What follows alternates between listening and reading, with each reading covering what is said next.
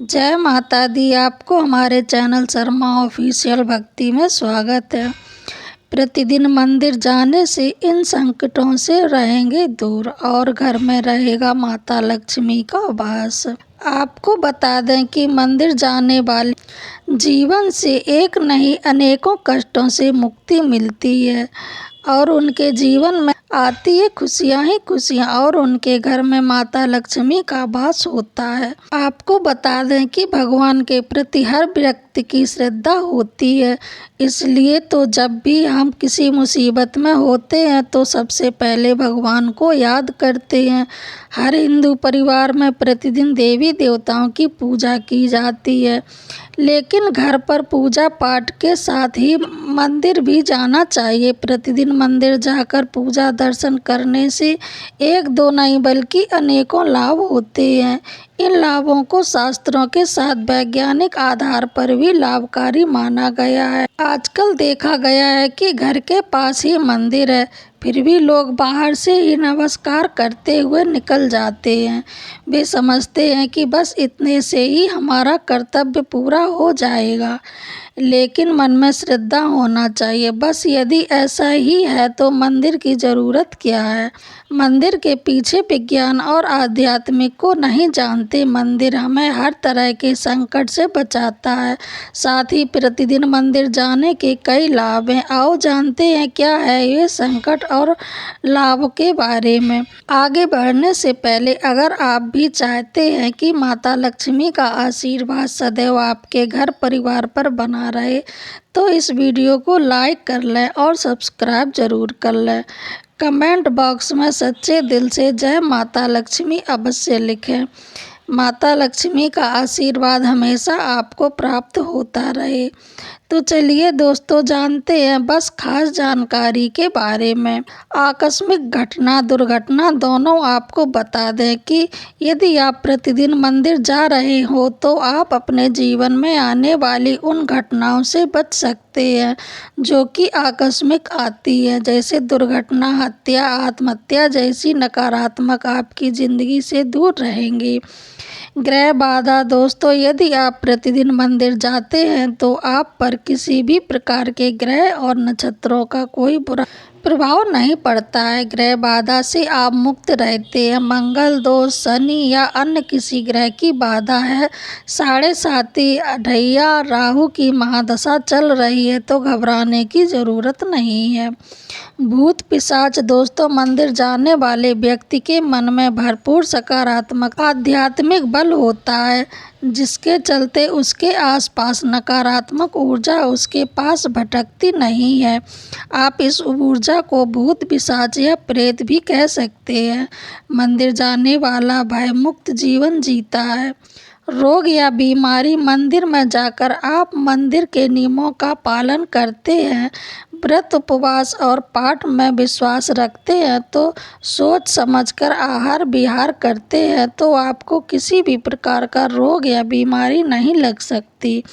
दुख या शोक दोस्तों, आपको बता दें कि मंदिर जाकर मन में विश्वास और आत्मबल का संचार होता है, जिसके कारण मन में किसी भी प्रकार का दुख या शोक नहीं रहता है।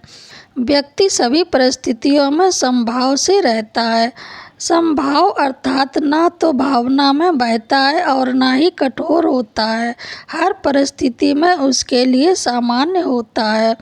कोर्ट कचहरी, जेल, मंदिर जाने से व्यक्ति की सही और गलत को समझने की क्षमता होती है।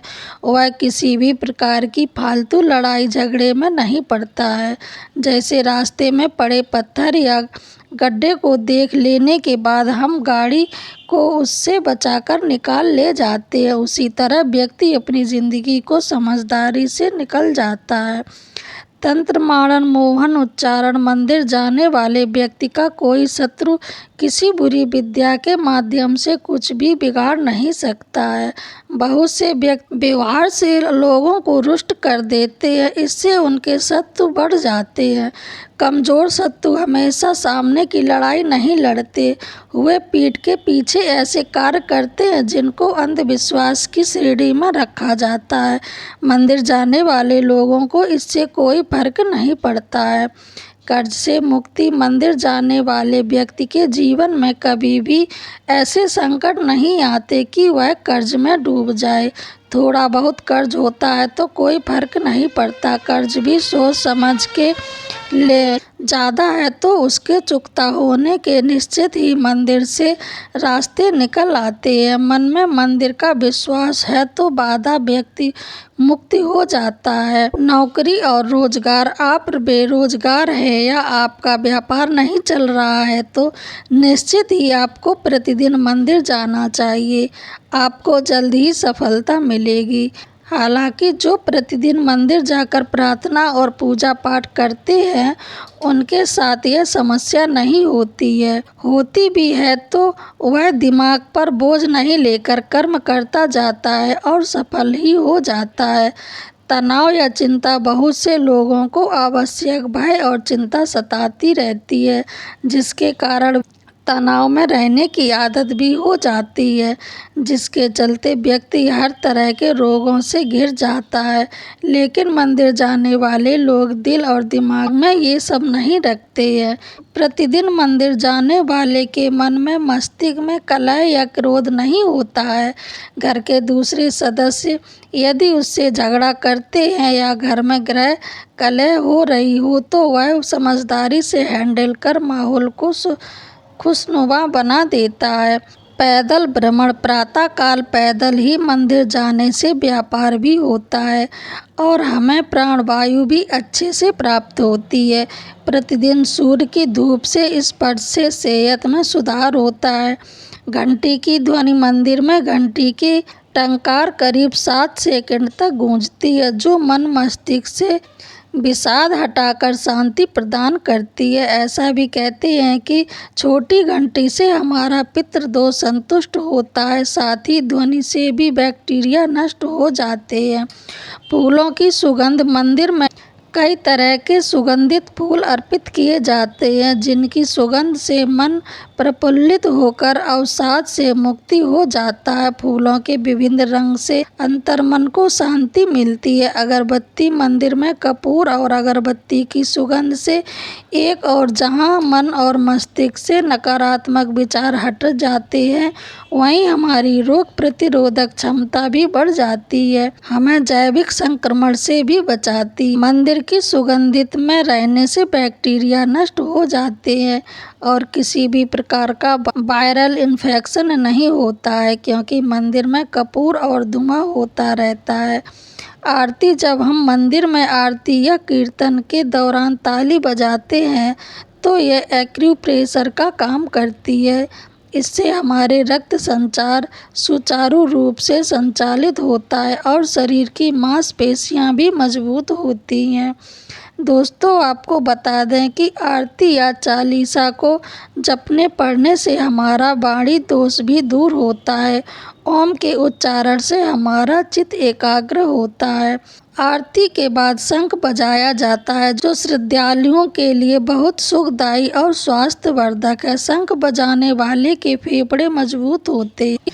आरती लेने से हमारी हथेली कोशिकाओं को दिव्य ऊर्जा मिलती है और हमारे भीतर फैल रहे विषाणु और जीवाणु समाप्त हो जाते हैं। आँखों पर हथेलियाँ रखने से गर्माहट आँखों के पीछे की सूक्ष्म रक्त वाहिनियों को खोल देती है और उनसे ज़्यादा रक्त प्रवाहित होने लगता है जिससे हमारी आँखों की ज्योति बढ़ती है।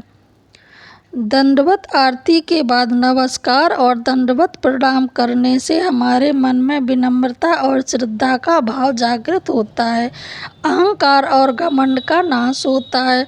चरणामृत, दर्शन, पूजा और आरती के बाद हमें तुलसी मिला चरणामृत, पंचामृत और प्रसाद मिलता है। यह चरणामृत और पंचामृत हमारी सेहत के लिए बहुत ही फायदेमंद होता है। आयुर्वेदिक के मुताबिक यह चरणामृत हमारे शरीर के तीनों दोषों को संतुलित रखता है। चरणामृत के मंदिर भूमि को सकारात्मक ऊर्जा का क्षेत्र माना जाता है।